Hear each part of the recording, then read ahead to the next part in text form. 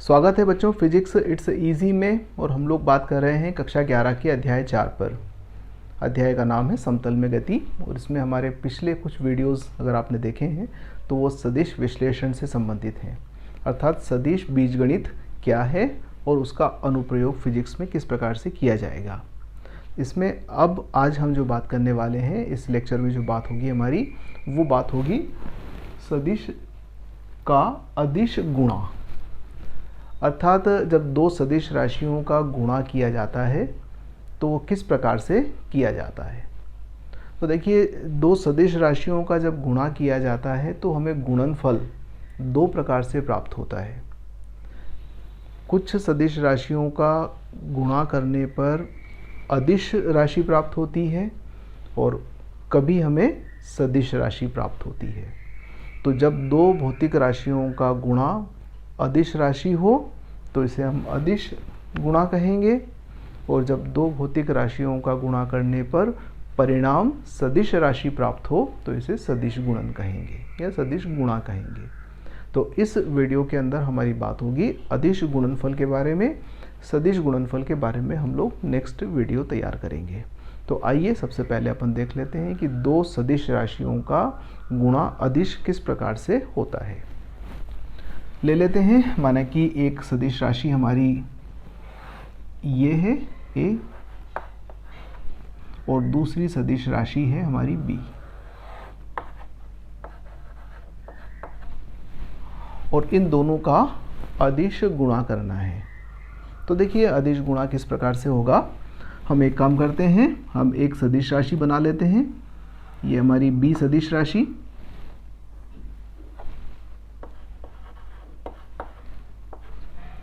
और ये हमारी ए सदिश राशि।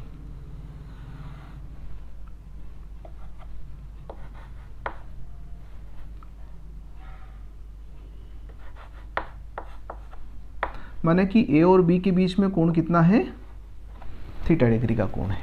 जब हम ए से बी की ओर जाएंगे तो ये कोण कितना है, थीटा डिग्री का कोण बनाता है बी से ए। ठीक, तो दो सदिश राशियों का अदिश गुणा इस प्रकार से परिभाषित होता है कि दो सदिश राशियों का अदिश गुणनफल परिमाण में किसी एक सदिश राशि के परिमाण तथा दूसरी सदिश राशि के प्रथम सदिश राशि पर घटक के गुणनफल के बराबर होता है। तो ये तो शब्दों में परिभाषा हो गई। अब आप इसे गणित के रूप में समझेंगे तो बहुत आसानी से समझ में आ जाएगी। तो पहली चीज़ तो ये है कि अदिश गुणनफल को हमेशा इस निशान के द्वारा व्यक्त किया जाएगा, ए डॉट बी, इसको बोलते हैं डॉट। तो जब दो भौतिक राशियों के बीच में इस प्रकार का डॉट का चिन्ह नज़र आए तो समझ जाइएगा कि ये एक अदिश गुणनफल है ए और बी का। ठीक, तो ए सदिश डॉट बी सदिश बराबर लिखा जाता है ए बी कॉस थीटा।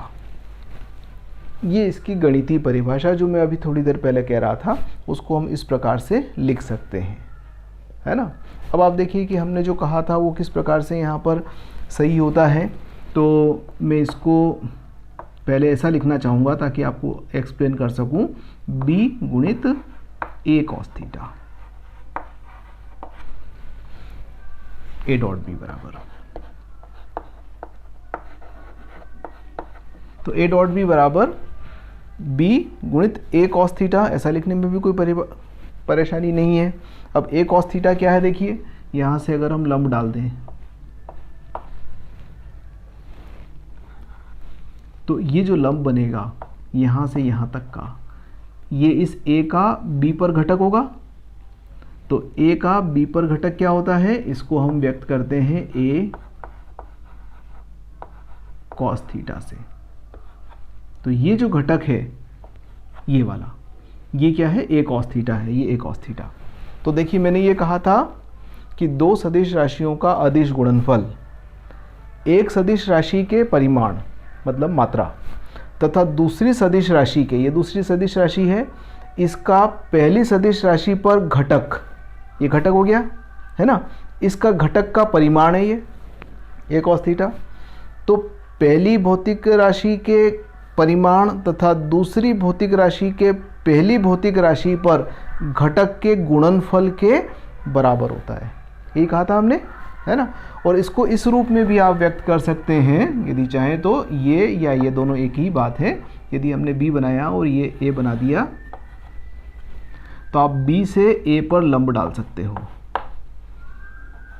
तो ये b है, तो ये जो घटक बनेगा ये क्या बनेगा, ये कोण थीटा है, तो ये घटक हो जाएगा b cos थीटा।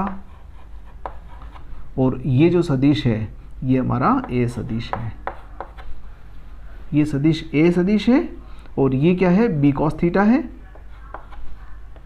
ये b है। तो हम इसको ऐसा भी लिख सकते हैं a डॉट b बराबर a गुणित b cos थीटा। ये देखिए, ये a और ये b cos थीटा इन दोनों के गुणनफल के बराबर होगा। तो ये तो परिभाषा हो गई कि हमारे दो भौतिक राशियों के अदिश गुणनफल को हम किस प्रकार से व्यक्त करते हैं। तो a डॉट b से व्यक्त करते हैं और परिभाषा में लिखते हैं ए बी कॉस थीटा। चूँकि परिमाण हमारा एक अदिश राशि है इसलिए इसमें दिशा का कोई मामला नहीं है, सिर्फ परिमाण आता है कि ए बी कॉस थीटा। अब यहाँ पर आप देखिए कि हम इसको इस प्रकार से कुछ विशेष गुण हैं इसके जिससे व्यक्त कर सकते हैं। एक तो यह क्रम विनिमय के नियम का पालन करता है। तो क्रम विनिमय का नियम क्या कहता है कि a डॉट b बराबर होता है b डॉट a। यह इस नियम का पालन करेगा, ठीक है। फिर वितरण के नियम का पालन करेगा, यानी कि a dot b plus c अगर है तो हम इसको ऐसा लिख सकते हैं a dot b plus a dot c। इसमें कोई परेशानी नहीं है। तो a dot b plus c को लिखा जा सकता है a dot b plus a dot c। तीसरा, यदि किसी सदिश का उसी सदिश के साथ में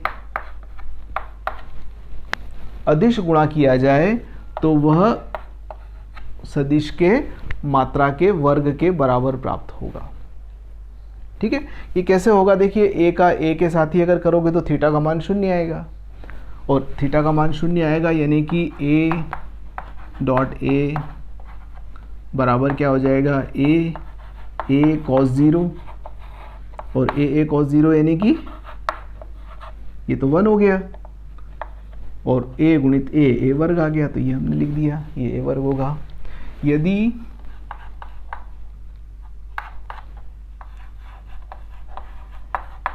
थीटा बराबर 90 हो, यानी कि a वेक्टर लंब हो b वेक्टर पर, ये लंब का निशान है। यदि ऐसा होगा तो a डॉट b क्या हो जाएगा, a डॉट b का मान 0 प्राप्त होगा।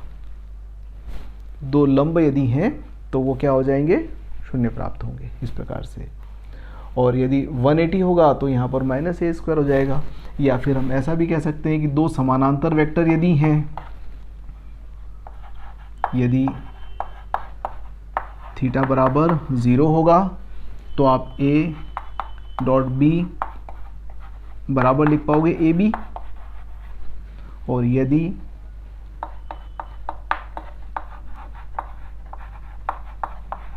थीटा बराबर 180 हुआ तो समानांतर में तो पैरेलल और एंटी पैरेलल दोनों हो सकते हैं। यानी कि यहाँ पर हम कह रहे हैं कि ये a है और ये b है, और यहाँ कह रहे हैं कि ये a है और ये b है।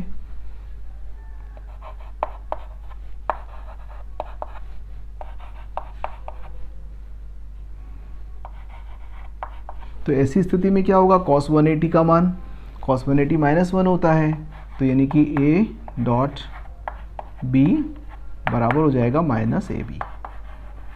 तो ये अदिश गुणे के कुछ गुण थे कि यदि दो राशियां हैं उनका अदिश गुणा होता है तो किस प्रकार से वो गुणों को प्रदर्शित करेगी। अब आइए अपन लोग थोड़ी सी और बात कर लेते हैं अदिश गुणे पर। तो मैं इसको मिटा देता हूँ, उसके बाद आगे बात करते हैं।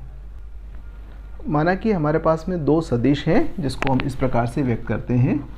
एक है ए, इसको घटकों में अगर अपन लिखें तो ए x I plus A Y J plus A Z के, इस रूप में इसको व्यक्त करते हैं। तो ए सदिश को हमने घटकों में इस प्रकार से लिखा, और यदि एक सदिश हमारा बी है और इसको भी अगर त्रिविमी घटकों में वियोजित किया जाए तो A B X I plus B Y J plus B Z के रूप में व्यक्त कर देते हैं। तो ए ये है, बी ये है, और हमें ए डॉट बी निकालना है। ए डॉट बी यानी कि अदिश गुणनफल ज्ञात करना है। अदिश गुणनफल किस प्रकार से निकालेंगे? ए x I plus A Y J plus A Z के dot B X I plus B Y J plus B Z के। यहाँ तक कोई परेशानी नहीं है, हमने ए का मान रख दिया, बी का मान रख दिया। अब देखिए ये वितरण के नियम का पालन करेगा, तो इसका गुणा इसमें करना है, फिर इसका गुणा पूरे में करना है, और इसका गुणा भी पूरे में करना है। थोड़ी सी गणित है, आप देखिएगा, बड़ा इंटरेस्टिंग है ये, रिजल्ट अच्छे आएंगे इसके। तो बराबर, अब आप देखें कि ए एक्स आई है ना, ए एक्स आई का डॉट होगा बी एक्स आई से, डॉट बी एक्स आई। दूसरा प्लस ए एक्स आई का गुणा होगा बी वाई जे के साथ, और तीसरा ए एक्स आई का डॉट हो जाएगा बी जेड के साथ। ये इसका गुणा इन सब में कर दिया तो हमें ये पद प्राप्त हो गए। इसी प्रकार से प्लस ये प्लस ए वाई जे का गुणा हो जाएगा बी एक्स आई के साथ, प्लस ए वाई जे का गुणा होगा बी वाई जे के साथ, ये सब डॉट हो रहे हैं ना, और ए वाई जे का गुणा होगा बी जेड के साथ। और अब ये तीसरा बच गया, तो प्लस ए जेड के का गुणा होगा बी एक्स आई के साथ, प्लस ए जेड के का गुणा होगा बी वाई जे के साथ, प्लस ए जेड के का गुणा होगा बी जेड के साथ। ये पूरा खोल लिया आपने, है ना। अब यहाँ देखिए ए एक्स मान है, बी एक्स मान है, तो ये क्या है, आई डॉट आई है ना। तो हमने अभी थोड़ी देर पहले गुण देखे हैं कि अगर किसी सदिश को उसी सदिश के साथ में गुणा करें तो हमें एक प्राप्त होता है। एक इसलिए लिखा हमने क्योंकि आई का मान एक होता है, इस आई का मान भी एक है, और दोनों के बीच कोण जो है वो 0 है, तो एक गुणित कॉस 0 बराबर 1, यानी कि आई डॉट आई क्या होगा, 1 प्राप्त होगा। और इसी प्रकार से जे डॉट जे वो भी 1 प्राप्त हो जाएगा, और के डॉट के ये भी 1 प्राप्त हो जाएगा। तो जहाँ जहाँ आई डॉट आई आ रहे हैं वहाँ हमें 1 लिखना है, जे डॉट जे आ रहा है तो 1 लिखना है, ये देखिए, और के डॉट के आ रहा है तो वहाँ 1 लिखना है। इसी प्रकार से एक बात हम जानते हैं कि आई लंब है जे पर और जे लंब है के पर, यानी कि तीनों एक दूसरे के लंबवत हैं, तीनों अक्ष हैं एक्स वाई और जेड। तो चूंकि इनके बीच में कोण 90 डिग्री है, इसका मतलब क्या हुआ कि आई डॉट जे है ना बराबर जे डॉट के बराबर के डॉट आई। ये सब जो है, चाहे इनको हम उल्टा भी करके लिख दें, क्रम विनिमय नियम पालन करेगा, यानी कि जे डॉट आई भी, के डॉट जे भी और आई डॉट के भी, इन सब के मान क्या हो जाएंगे, 0 हो जाएंगे, क्योंकि कॉस 90 का मान 0 होता है। तो ये जहाँ जहाँ आई जे मिक्स होके आ रहे हैं, आई जे और के मिक्स होकर आ रहे हैं, उन सबको क्या करना है, ज़ीरो करना है। जहाँ आई मिक्स हो रहा है वहाँ 1 लिखना है, जे मिक्स हो रहा है वहाँ 1 लिखना है, के मिक्स हो रहा है वहाँ पर 1 लिखना है। आई थिंक क्लियर हो गया।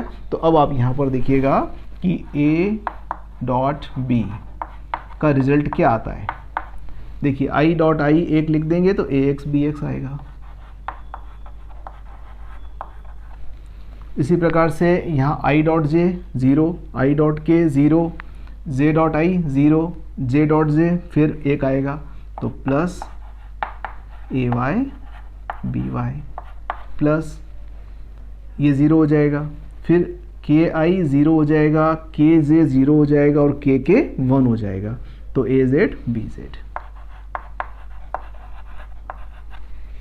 यानी कि ए डॉट बी का मान क्या होगा, ये होगा। ठीक, तो आई थिंक आप लोगों को क्लियर हो गया है कि जब त्रिविमीय वियोजन में हमें इस तरह से बात करना हो तो उनका संख्यात्मक मान ये प्राप्त होता है। यहाँ एक थोड़ी सी बात और मैं आपको बढ़ा दूँ कि a बराबर संख्यात्मक मान यदि देखें हम तो ये क्या होता है, ए एक्स वर्ग प्लस ए वाई वर्ग प्लस ए जेड वर्ग के बराबर होता है। इसी प्रकार से ये जो b है इसका संख्यात्मक मान क्या होगा, बी एक्स वर्ग प्लस बी वाई वर्ग प्लस बी जेड वर्ग। तो आप चाहो तो ए डॉट बी को ए बी कॉस थीटा लिखें तो हम यहाँ लिख देते हैं ए बी कॉस थीटा बराबर ए एक्स बी एक्स प्लस ए वाई बी वाई प्लस ए जेड बी जेड, है ना। और कॉस थीटा बराबर क्या होगा, कॉस थीटा बराबर हो जाएगा ए एक्स बी एक्स प्लस ए वाई बी वाई प्लस ए जेड बी जेड बटे ए बी, और ए और बी क्या है, ए और बी ये हैं तो आप यहाँ पर लिख सकते हो ए के लिए पर ए एक्स वर्ग प्लस ए वाई वर्ग प्लस ए जेड वर्ग गुणित बी एक्स वर्ग प्लस बी वाई वर्ग प्लस बी जेड वर्ग। तो ये कॉस थीटा के रूप में आ गया। तो हमने सदिशों के अदिश गुणनफल पर पूरी बात कर ली है। आप एक बार और इसको ध्यान से देख लें, महत्वपूर्ण है। जैसे हमें कार्य की गणना करना हो बल और विस्थापन से, तो कार्य अदिश राशि है, बल और विस्थापन सदिश राशि है। तो W बराबर क्या लिखते हैं हम, F डॉट S। तो ये एक अदिश गुणनफल का उदाहरण है। तो इस प्रकार से हमें अदिश गुणनफल प्राप्त होता है ना। तो यहाँ पर हमें इनके उपयोग की ज़रूरत पड़ती है। तो एक बार और ध्यान से देख लीजिएगा इस वीडियो को, थोड़ा सा महत्वपूर्ण है, हमारे आगे कई बार काम में आएगा। धन्यवाद।